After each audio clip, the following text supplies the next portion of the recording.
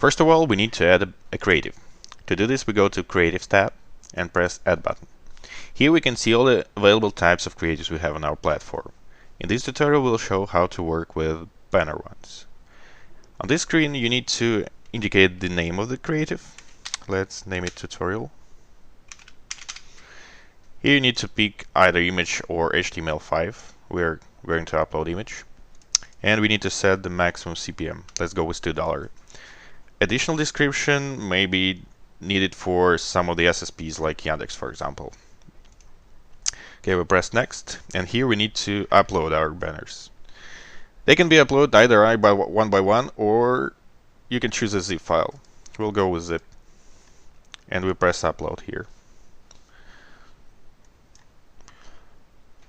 Okay, now we see our banners are uploaded, and we need to indicate a link where they will lead to. So, okay, also you can generate automatically a UTM tag. So to do this, you just indicate your link and press this button. Now it has a UTM. So it will be easy to find in your metrics. We'll do this with every banner. Okay, now we press save.